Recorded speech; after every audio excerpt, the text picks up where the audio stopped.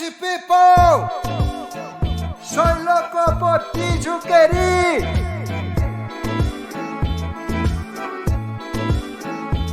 Soy loco por ti, Juqueri.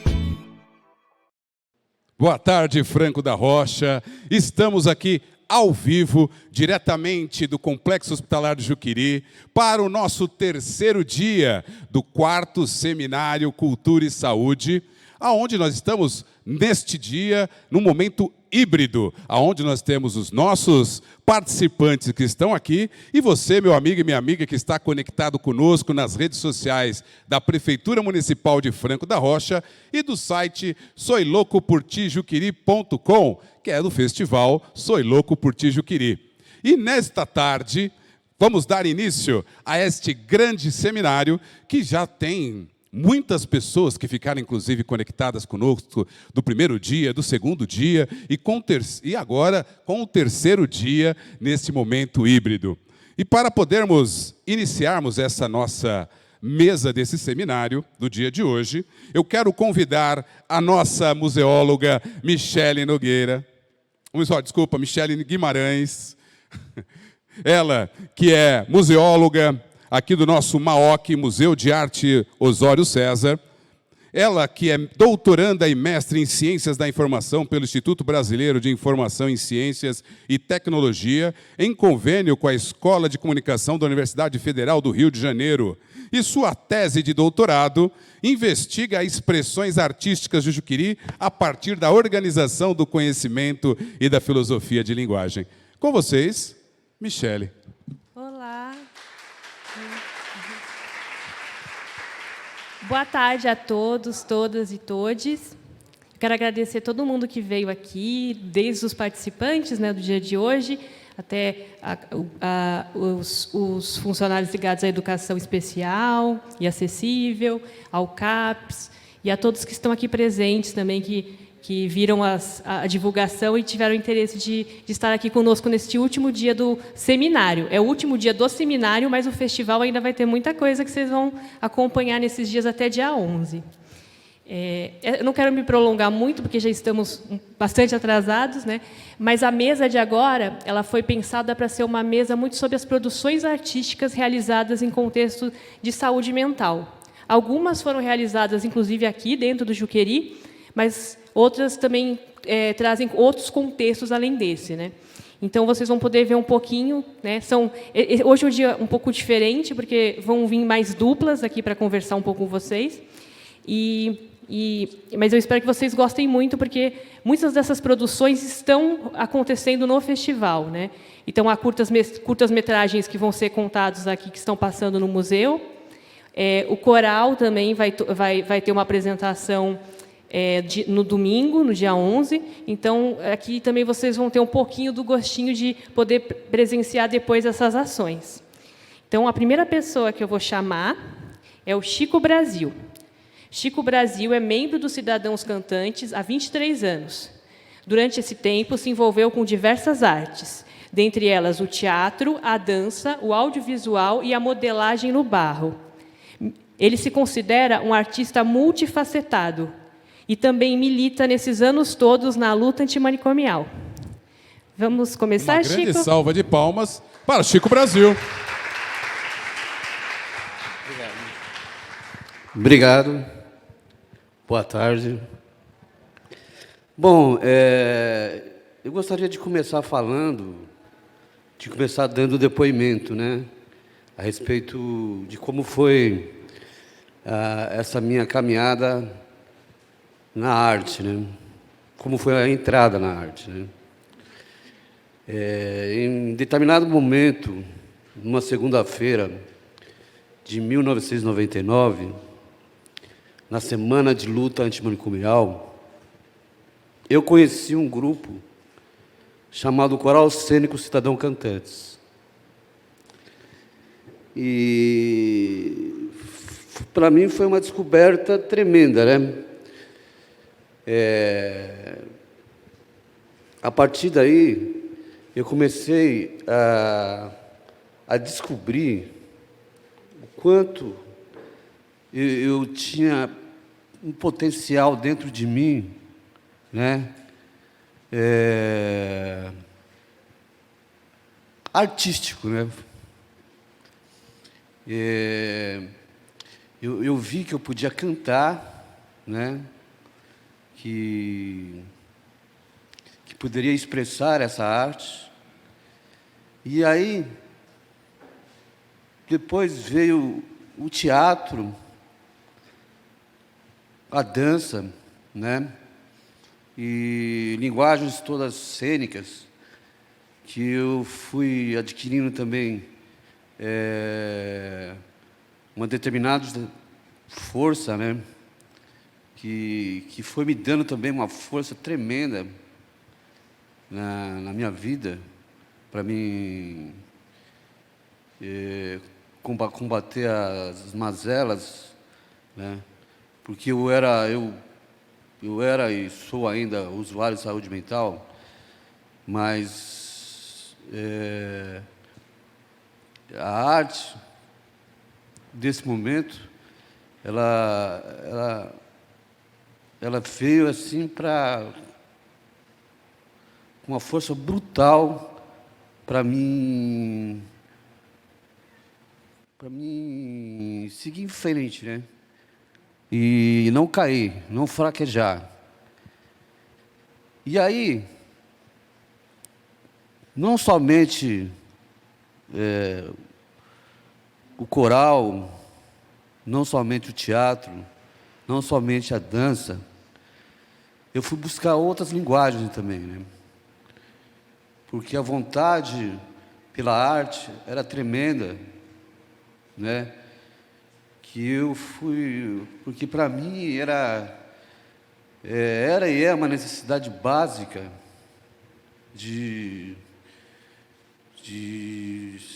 é como se alimentar, né? Entendeu? E aí eu fui procurar no audiovisual, fui procurar na modelagem no barro, e no desenho, na pintura. Por isso que eu me considero um artista multifacetado, né? E a arte, ela tem um poder da cura, tem um poder de transformar, tem um poder de modificar, né? Porque é como no tempo das cavernas, né? Que o homem, ele pintava na parede porque ele queria se comunicar, queria se expressar, é uma necessidade, né? E eu acho que sem arte é impossível a gente viver de uma maneira completa. A arte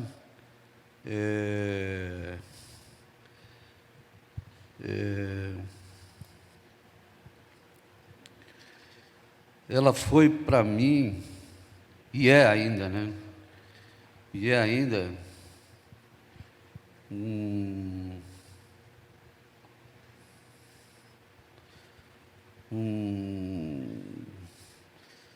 combustível, né? E eu tive, por exemplo, nessa trajetória toda, uma influência de dois caras que eu conheci, lendo um pouco, né? Um que é o Antonin Artaud, que é um poeta do teatro, e o outro é o Van Gogh, que é o poeta da pintura, né? São dois caras que, para mim,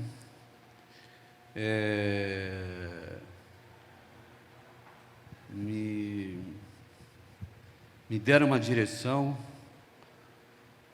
tanto o Artaud no teatro, com o seu poder, com o seu grito, E o Van Gogh, com as suas cores fortes e vibrantes, né?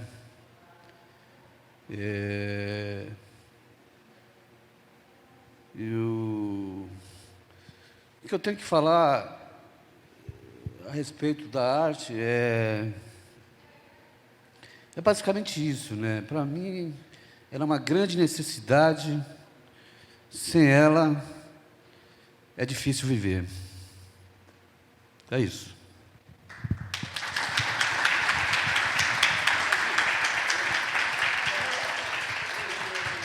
Brasil, fala um pouquinho das suas obras que estão ali. Então, eu sou meio que aficionado por rostos, né? Aliás, é uma questão do Van Gogh, que ele fez os autorretratos, né? Então, eu tenho 2 autorretratos que eu fiz aqui. Essas cores também, assim, foi meio que inspiração do Van Gogh, assim, né? É o meu jeito de fazer uma leitura do Van Gogh. E aqui eu tenho uma escultura de barro, que é um corpo. Eu faço escultura do corpo humano, né? Entendeu? E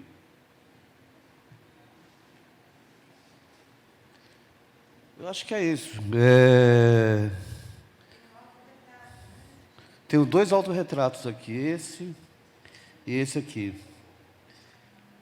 É baseado no Van Gogh, né? Van Gogh é uma super influência. E o Artaud, para mim, também é uma grande influência no teatro.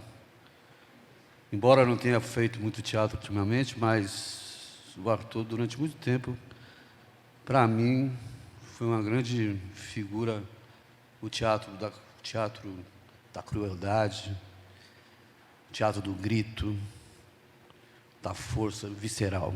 É isso.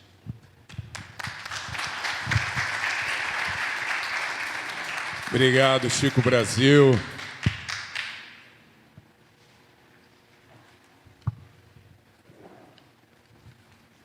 Eu quero agradecer ao Chico por essa apresentação. Eu concordo com ele que sem arte é impossível viver. E essas suas referências são fantásticas. Inclusive, o seu autorretrato lembra muito os autorretratos do Van Gogh, que eram muito famoso por tentar se representar, né? Não só representar fisicamente, mas o que ele estava sentindo, né? Então, seu trabalho é muito bonito, Chico. E agora eu vou chamar, que também pertence a esse contexto do coral, Cênicos Cidadãos Cantantes, que é a Cris Lopes. Ela é psicóloga sanitarista de orientação psicanalítica e pichoniana, supervisora e consultora para políticas públicas intersetoriais, sobretudo no campo da saúde e cultura, idealizadora do Programa Municipal São Paulo Centros de Convivência e Cooperativa. Também é docente do curso de especialização em saúde mental e reforma psiquiátrica, do Instituto SEDES Saint-Pietier, idealizadora e coordenadora do Coral Cênico Cidadãos Cantantes. Pode vir aqui.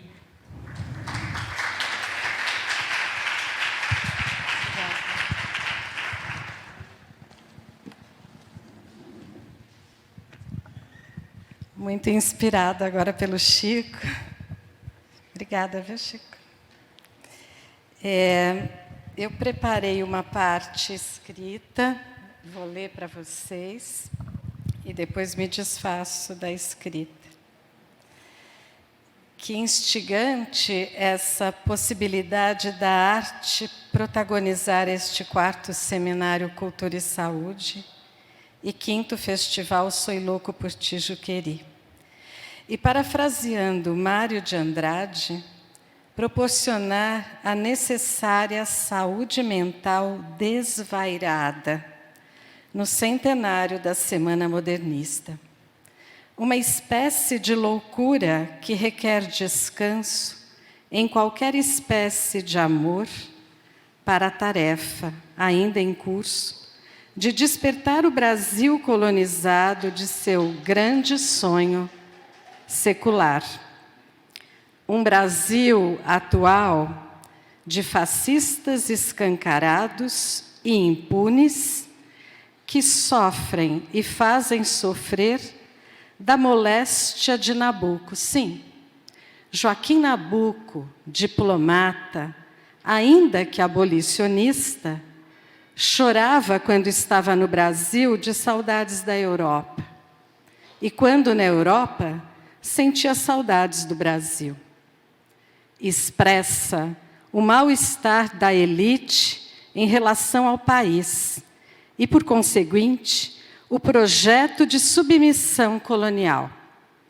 Hoje, um projeto de entrega de nossas riquezas, o extermínio de nossos povos originários, a queima da floresta e o envenenamento da nossa água, a asfixia do SUS, o encarceramento da diversidade, da pobreza, da rebeldia. Não.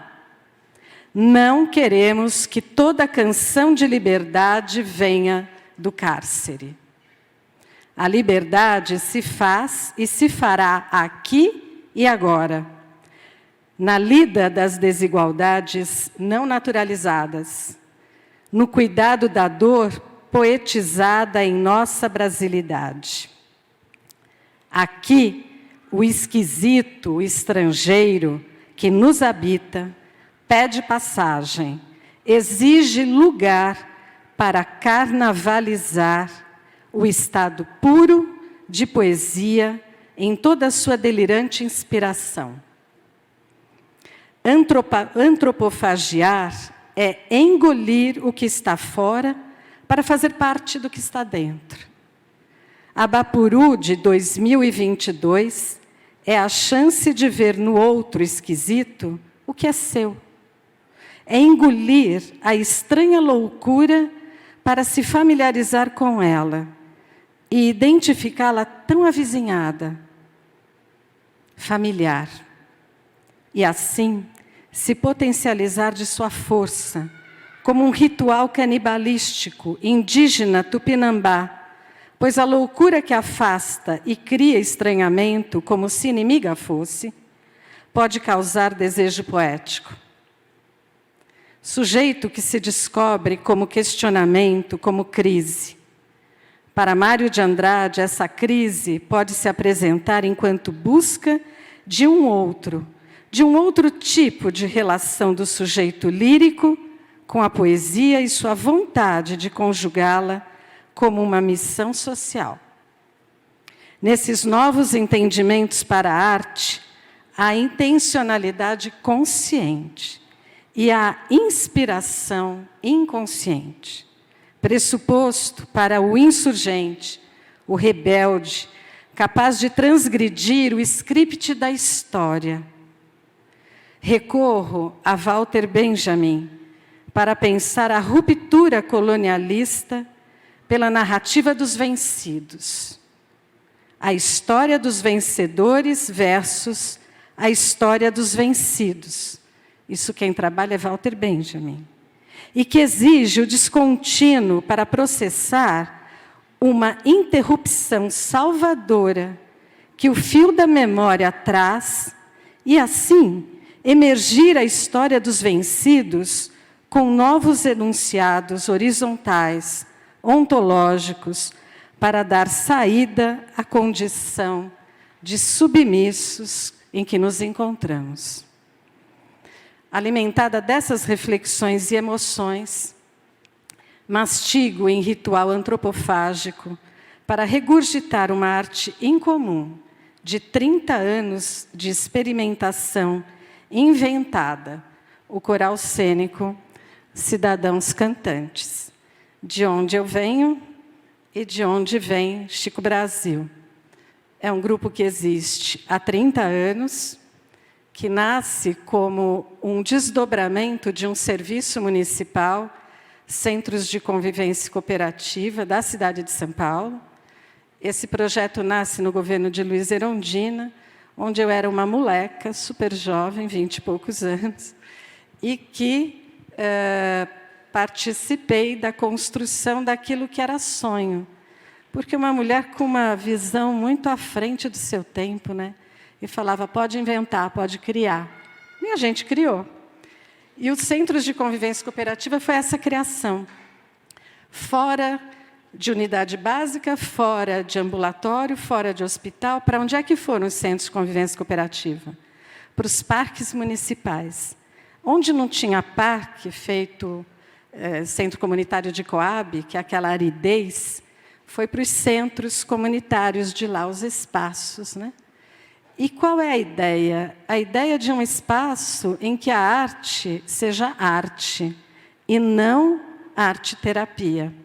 Eu dou aula na musicoterapia, mas eu não sou musicoterapeuta. Eu estou lá para fazer o contraponto de que a arte, seja ela qual for, ela não é ferramenta. Ela não pode ser ferramenta. Ela é. E ela sendo, é a chance de que as pessoas possam se descobrir autores, possam se descobrir potentes, e não usar a isca para tratar. Não acredito nisso. Alguns acreditam, eu respeito. Mas eu vejo a força que existe nessa perspectiva da arte, do esporte, da artesania, como expressões daquilo que é mais original que está dentro de cada um. E o quanto isso é terapêutico. Mas não é terapia, é essa a diferença. Ninguém chega nos cidadãos cantantes com encaminhamento de um médico, de um psicólogo, de um profissional, vai lá para diminuir sua depressão, vai lá para tomar menos remédio ou deixar de ser internado. Não vai com essa ideia. Pode até ser indicado por alguém, mas chegando lá, o pressuposto é, você está afim de cantar, de fazer teatro, dançar, pintar, bordar? Mas está afim? Era assim no centro de convivência também. Se está, aqui é um lugar legal para você. E aí a pessoa pode se encontrar de um outro jeito. Na hora que ela se encontra de outro jeito, é incrível, porque aí diminui medicação, diminui internação, diminui tristeza. Eu não posso dizer que isso levou àquilo, mas algo aconteceu. E a vida podia ser assim, né? Mas carregada dessa não intencionalidade que transforma perspectivas, emancipação e coisa que o valha. Mas eu tenho pouco tempo, então deixa eu correr para contar. Esses centros de convivência se espalharam na cidade e a gente foi observar o que é que juntava o povo nesses centros de convivência. A música e o teatro era pole position, assim, estava lá, todo mundo queria isso, né? Aí pensamos, bom, vamos fazer algo na cidade dessas duas linguagens para atrair o pessoal para essa perspectiva de cutucar. O que é o antimanicomial?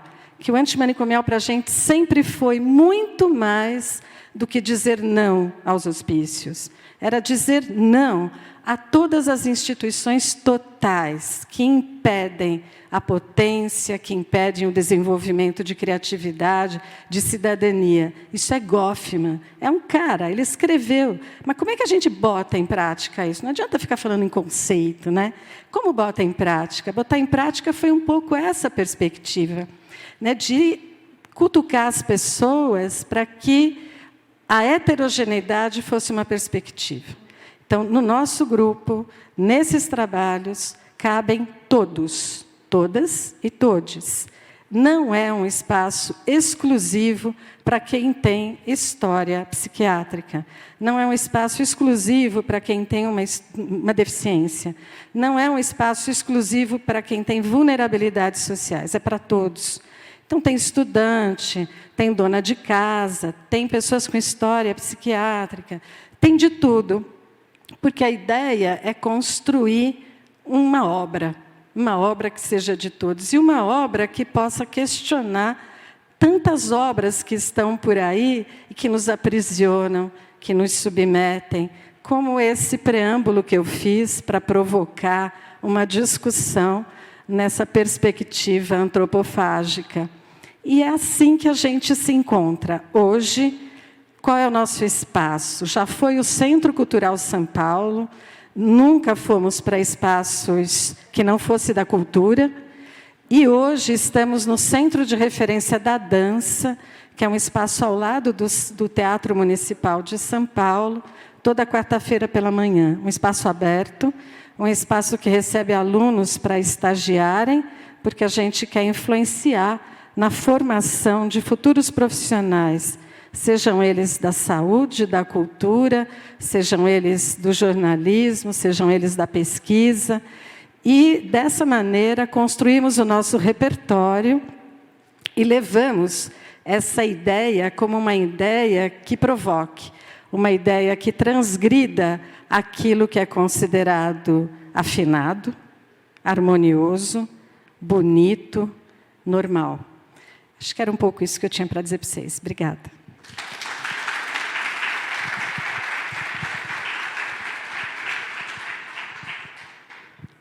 Obrigada, Cris. Sua fala é muito inspiradora para nós. É tão bonito ver um projeto, né, ligado à arte, com 30 anos já de existência, que vocês estão comemorando esse ano. Então, é muito bom e nós nos sentimos muito felizes de estar podendo passar esse momento de comemoração com vocês, né?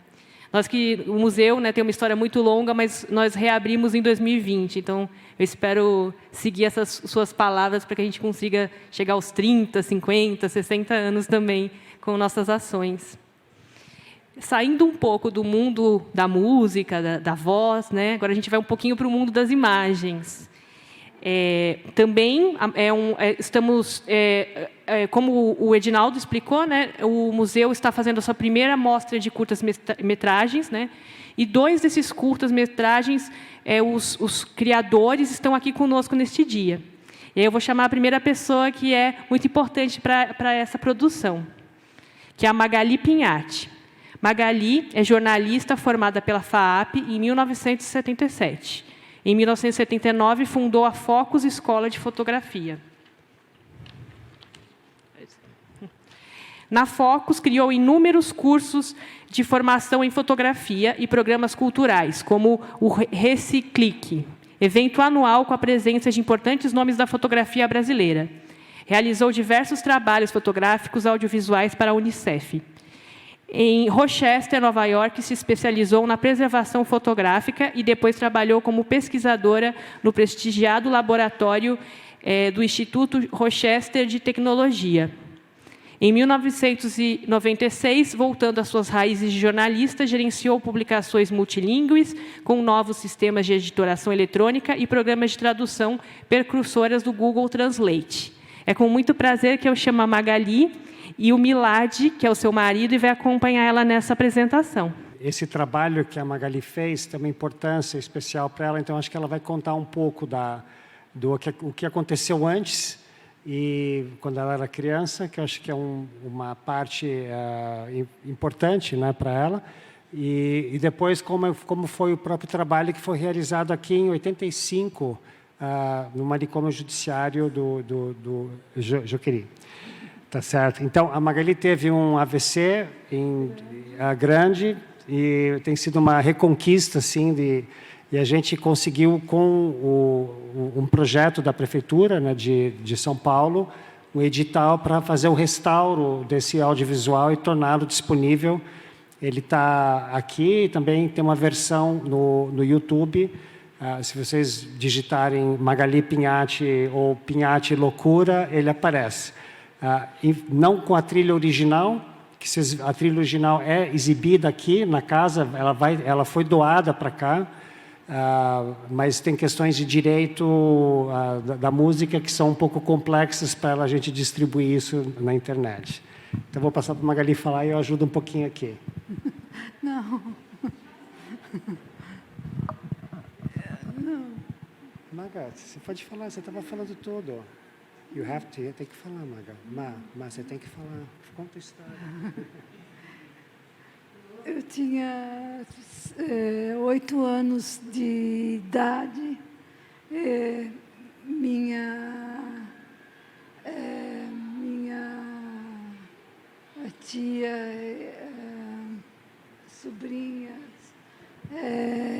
Eu tô muito louca. E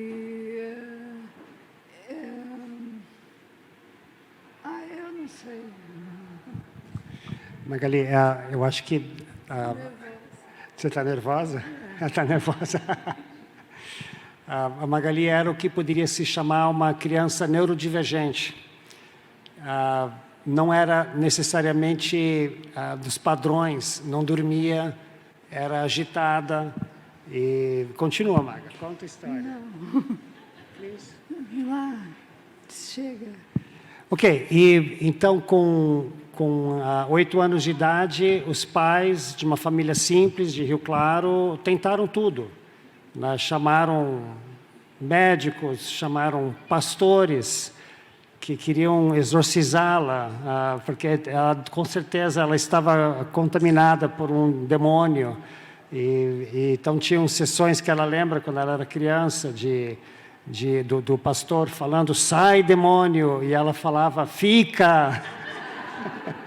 E ela era uma pessoa muito rebelde com tudo isso, e finalmente um médico neurologista indicou que ela deveria se internar na colônia que tinha em Campinas, que era uma colônia grande, psiquiátrica, e foi o que aconteceu. Ela, com 8 anos de idade, foi levada a essa colônia e ficou 6 meses internada nessa colônia, sozinha, acho que a única criança presente. Quer falar? 8 anos tinha, né? Eu ficava café da manhã e subia. Subia onde? Na árvore, lá na... Tinha uma árvore no meio do pátio, ela ficava escondida lá em cima da árvore, observando tudo, e você sempre cuspia fora o remédio, né? E daí assistia também sessões de eletrochoque, de outras pessoas, ela nunca teve... muito ruim, né? E 6 meses... o diretor voltou aos Estados Unidos e 8 anos é um absurdo. Eu vou QI. Fazer testes de QI nessa menina de 8 anos, né? O diretor que estava fora ficou chocado de ver uma criança lá. E 200 Enfim, era um QI alto e mandaram ela embora para ficar com os pais. Para casa. E essa foi a experiência da Magali, acho que isso foi muito marcante. E aí, daí, o que aconteceu depois, Maga, quando você estava fazendo pós-graduação? O Décio Pignatari. Quem era o Décio? Professor, né? De pós-graduação na PUC. E eu vou fazer Juqueri. Fotografar. O diretor não pode. Eu vou fazer uma coisa, psicóloga. O diretor nomeou ela como psicóloga e ela pôde, então, entrar ter acesso a tudo como fotógrafa, e ela era conhecida como psicóloga. E fotografei muita coisa, né?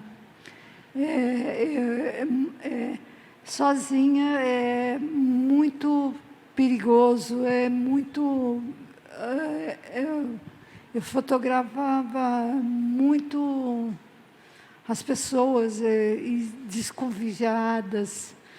O outro manicômio, 3, 4 ruas, é muito, muito perigoso. Sozinha Então e daí isso virou um audiovisual como? Loucura. E o que tem de interessante? Como é que você fez esse audiovisual? Qual o objetivo? Eu distorcia fotografava e o foco... Eu vou explicar um pouquinho. Para isso, isso foi ideia... Eu ajudei a fazer o trabalho na época, eu era assistente. Mas, enfim, o que a Magali queria, ela fotografou durante... Acho que ela veio umas 9 ou 10 vezes. Tem um material rico também da festa junina. Tem bastante material que a gente quer, inclusive, doar para o museu em formato digital. A gente ainda vai digitalizar esse material para ter isso no acesso, além do audiovisual. E daí, esse material que virou audiovisual, eram slides, que são positivos, coloridos, e isso foi, então, projetado contra a parede e daí refotografado. De lado, de cima, para fazer uma coisa meio distorcida, meio fora de foco, que é um pouco essa distorção da vida humana, que acho que você sempre me colocou, né, Magali? Dessa questão. E são sempre em 2 telas, e meio que repete a imagem, sempre meio cortada, como são vidas meio dilaceradas, cortadas. Demais, né? Eu acho que a versão final que vocês podem ver no YouTube e aqui no museu, ela não tem como foi a apresentação original que foi feita na faculdade, porque a Magali fez uma apresentação muito longa e ela era tão longa que ela estava quase chegando em 1 hora e ela ficava meio que a mesma música e as mesmas imagens no final. E as pessoas que estavam assistindo estavam ficando loucas de assistir. E a ideia era um pouco isso, era criar esse incômodo para as pessoas daquela realidade. E esse foi o trabalho que... Mesma coisa. Tudo igual. Mesma dialética, né? Meio que se repete, né? Que mais, não? Só isso. Só isso. Ok. Então é isso, gente. Obrigado, tá? Obrigado, Milá. Milá, que é esposo da Magali, ele também... Vocês se conheceram lá nos Estados Unidos, é isso? Não. Eu fui pedir... Eu fui apresentar meu portfólio para ela para ser professor na escola. E ela me contratou para dar aula. Foi minha primeira patroa. E agora vira minha patroa de vez.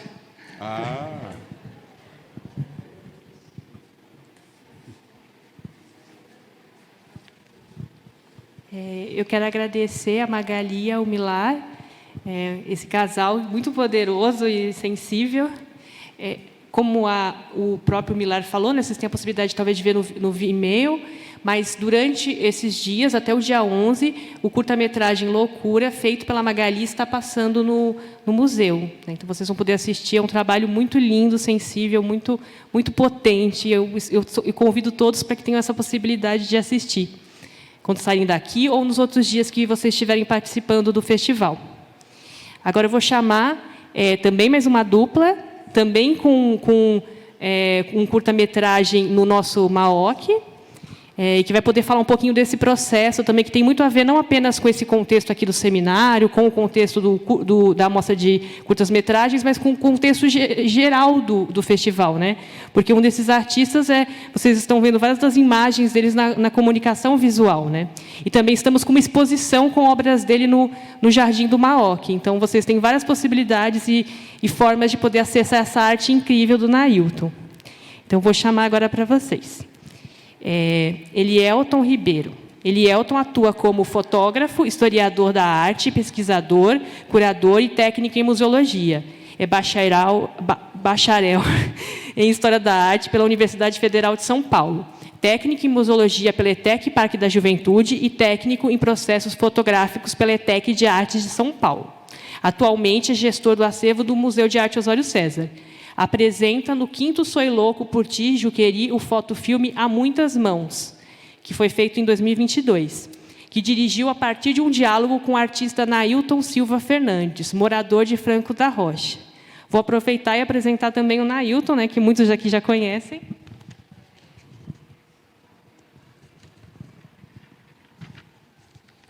Nailton é um artista contemporâneo livre que frequenta e transita pelos equipamentos municipais de cultura e saúde mental de Franco da Rocha, sem nunca ter passado por uma internação psiquiátrica. Adentra o Juqueri como artista, partindo da sua relação com a cidade para apresentar suas criações artísticas. Em 2022, ele é figura central desta edição do Festival Soy Louco por Tijuqueri. E suas obras estão na exposição Nailton, Artista e Cidade, que está sendo realizada no jardim em torno do Maoc durante todo o festival. Com vocês, Elielton e Nailton. Uma grande salva de palmas para eles. Muito obrigado. Eu vou começar a falar e depois eu te passo, tá bom? Boa tarde a todos, a todas e a todes. Estou muito feliz de estar aqui com vocês. Agradeço imensamente a presença de cada um e cada uma. Essa que é a nossa 4ª edição do seminário e que temos Nailton presente, tanto como parte da programação ou como participante desde a 1ª edição. O processo do Fotofilme a Muitas Mãos parte da outra edição do nosso Soy Louco por Tijuqueri, a 4ª edição do ano passado. O Nailton participou de uma mesa chamada Conexão Franco-Coreia, junto com o artista Satílio também, frequentador do CAPS 2, morador da primeira residência terapêutica do município, está aqui a Kiki para confirmar, dessa relação também com o Satílio, e de uma artista sul-coreana. Então, os 3 estiveram em um diálogo, em conversa, sobre produções artísticas. E, desde então, o Nailton tem me procurado para pensar em outros processos de criação, para continuar fazendo lives, para fazer fotografias de obras, retratos ali na área do museu e a relação com a própria cidade. Então, o Nailton foi me procurando nesse processo e fui pensando em possibilidades de tentar também fazer projetos com ele. E, nesse processo, eu voltei para a ETEC de Artes, para concluir o técnico em processos fotográficos, local no qual eu conheci a Cris Lopes, inclusive. Então, essa relação também com cidadãos cantantes. E o professor Júlio Maluf, que é professor de música e utiliza o nosso querido crítico de arte e músico Osório César como referência lá na ETEC de Artes. Então, partimos desse diálogo, dessa conversa, e transformamos essa possibilidade de projeto em um trabalho de conclusão de curso, em um TCC. E esse TCC, ele, como desdobramento, veio para a identidade visual do Soy Louco. Então, as fotografias de obras que foram feitas estão presentes na identidade, na transmissão, em Busdor, em várias áreas pela cidade, que são essas fotografias que conseguimos apresentar, que estão presentes, e acredito que na live, também na imagem em volta, que vocês conseguem ver pelas redes sociais. Então, são fotografias de obras do Nailton. Estabelecemos uma conversa e, a partir dela, fizemos uma seleção de imagens. Nailton entrou em uma fase de criação na qual a mão é muito presente. Então, são essas mãos que elas substituem cabeças, pernas, o corpo, os pés, e a mão se torna muito presente. E é muito simbólico pensar a mão na construção das obras do Nailton, porque o processo de criação dele envolve muitas mãos de muitas pessoas no contexto da cidade, de uma pessoa que vive a cidade. Como a Michele mencionou anteriormente, o Nailton não passou por internação psiquiátrica. Ele circula, convive, vive na cidade, entre os equipamentos municipais de educação, cultura e saúde mental.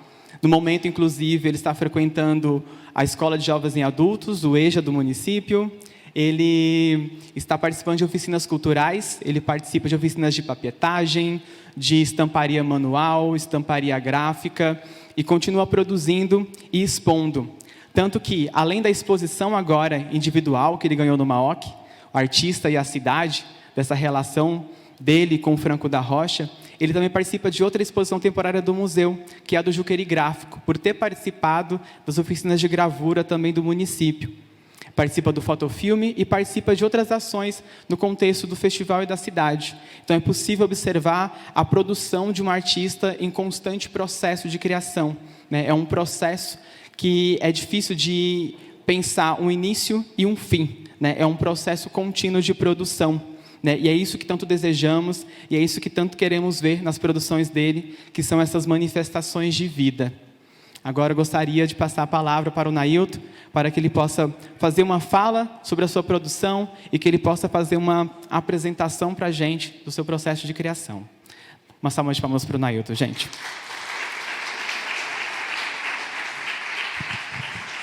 Eu quero agradecer a todos que veio aqui para ver meus desenhos aqui. Eu fico muito grato de estar fazendo esses desenhos aí. Quando eu morava lá em Camaquã, eu estudava lá num colégio, lá na Joelias lá. Eu estudava num colégio. Aí eu fazia a lição, fazia os deveres lá da escola e a professora passava uns desenhos lá para mim fazer esse desenho. Mas não era a respeito dessas mãos. Eu vim fazer as mãos aqui em São Paulo. Mas eu já praticava uns desenhos lá, mas não era muito fanático a desenho. Mas o que me fez fazer essas mãos aí foi porque eu vi, chegou uma mulher lá com um carrinho assim e um pezinho assim. Aí dali veio a ideia de eu fazer os pezinhos de braço, perna, boca, mão, a boca, o pé, tudo no pé. E a mão também. Beirando a mão, as mãos. E para baixo da mão, os pés. Fazer esse negócio aí.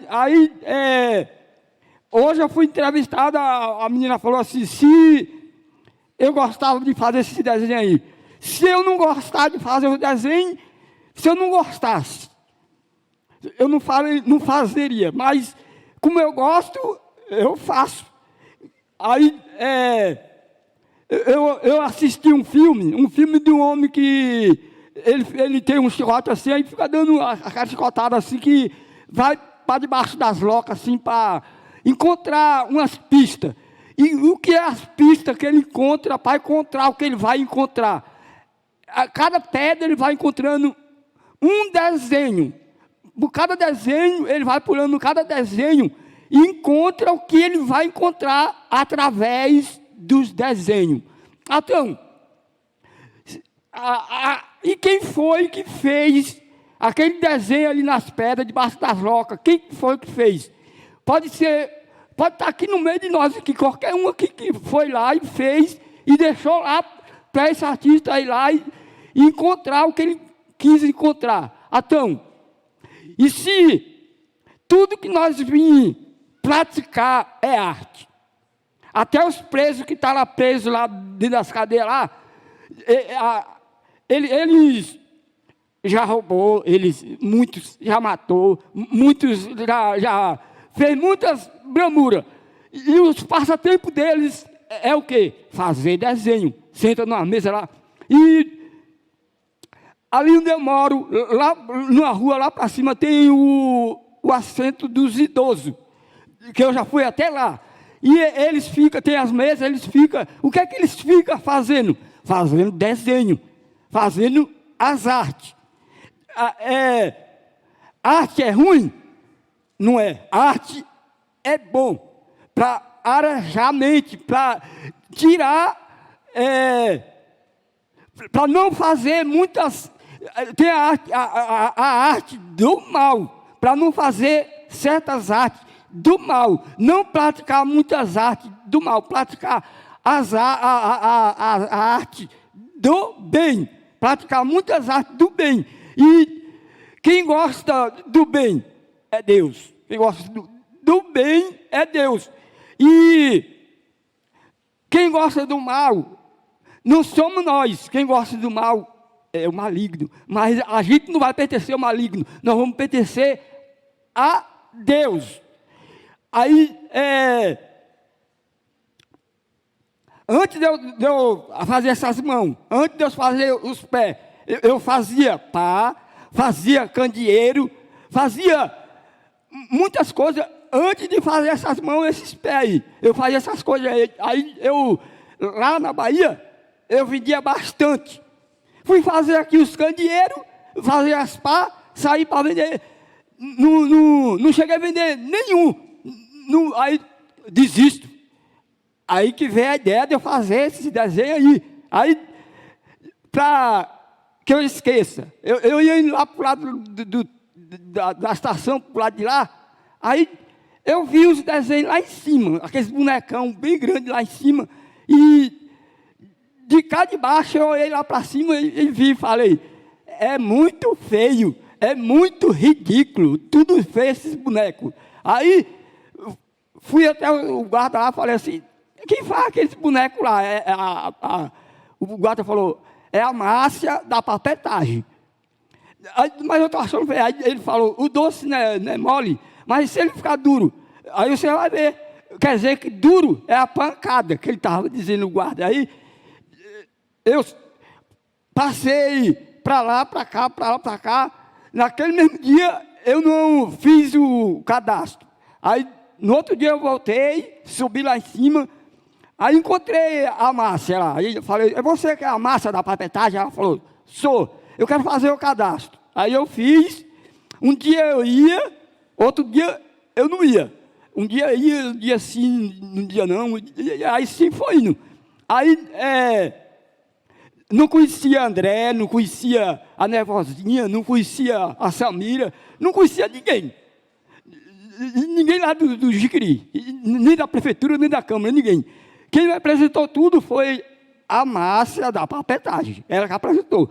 E ele também não conhecia, quem apresentou foi a Márcia da papetagem. E eu sou grato por eles todos, porque não diz que a família ajuda, a família, o apoio não está na família, mas eu acho que não está na família. Eu acho que está mais no de fora do que na própria família. Porque tem coisas que eu preciso da minha família, eu não consigo. E tem coisas que eu vou atrás, eu consigo. Na prefeitura, na Câmara, nos outros lugares aí, em vários lugares eu encontro as coisas. E, para que eu não esqueça também, está faltando muito material para me fazer essas mãos aí. Está faltando muito material. Eu já recebi uma parte, mas está faltando muita coisa para se completar, para eu ficar fazendo as minhas mãos. Porque se eu parar, a mente minha, do inimigo, eu não quero que o inimigo preencha com coisa ruim, quero que preencher com coisas boas. E vou só até aqui, pronto. E é muito importante ouvi-lo falar como essas ações da prefeitura, da cidade, são muito importantes para ele. Que ele vive, né, a cidade e a relação com esses equipamentos e com esses servidores públicos. E ele faz um processo que é o que a gente indica para todo morador da cidade, que é frequentar, que é estar presente dos espaços públicos, que é entender que somos servidores públicos, estamos aqui a serviço, né, dessa população. E ele mencionou que ele frequenta, que ele está presente, que ele procura sempre, né, o que ele quer de informação, né? Então ele está ali procurando na prefeitura onde ele pode conseguir material, onde ele pode conseguir dados, onde ele pode conseguir formação, né? E ele pergunta constantemente sobre as formações, tanto da educação, quanto da cultura, quanto do esporte e do lazer, né? Então ele está muito presente nesse cotidiano.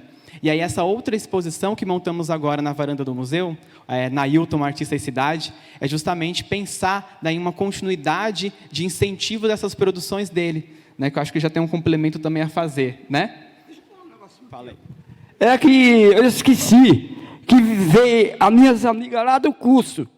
Ela veio me ver aqui lá do curso. Aí eu gostei que elas vieram de lá. É só isso.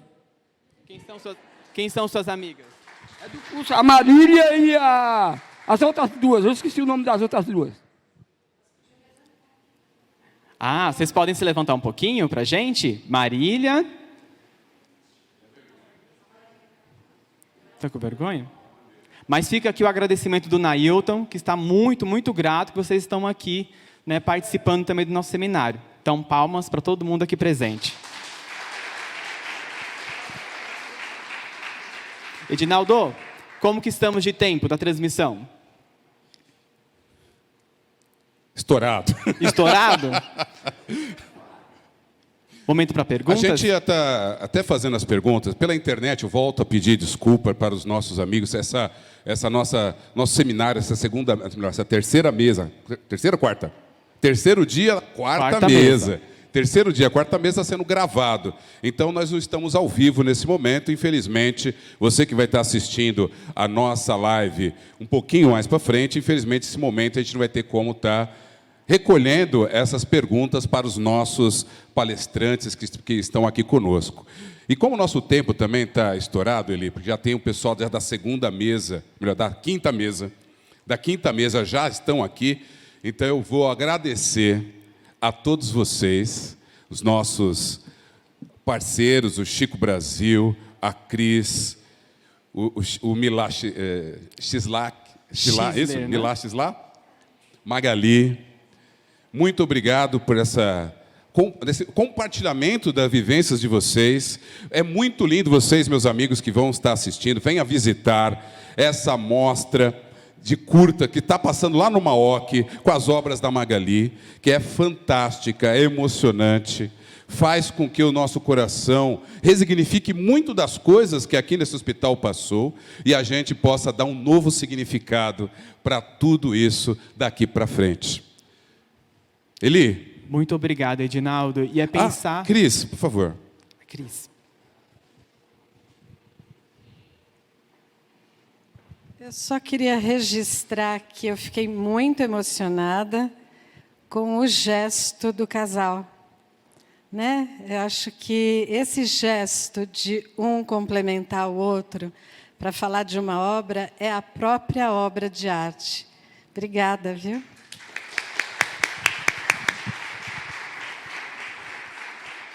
Eu gostaria de estar pedindo para vocês, meus amigos, que estão neste momento, ou que vão estar assistindo daqui a pouco esse nosso seminário, que vocês visitem a nossa programação. Hoje, dia 9, a programação está fantástica. Além dessas duas mesas que vocês vão estar assistindo, aqui já vai ter, já está rolando aqui na cidade já, o Soy Louco na Jardineira, que é uma visita monitorada com 5 atores dentro da jardineira, essa que já foi meio de transporte dos funcionários e servidores e também pacientes do Juqueri, circulando da Casa de Cultura até o Complexo Hospitalar Juqueri. Além da mostra de curtas da Magali, que está passando lá no nosso Museu Maoc, e também teremos logo mais às 19 horas, aqui na Praça do Relógio,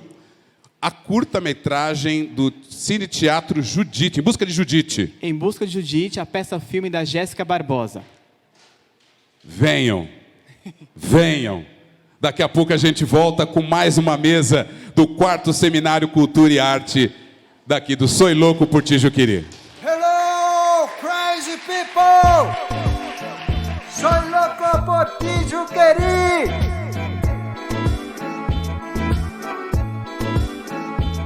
Soy loco por Tijuqueri.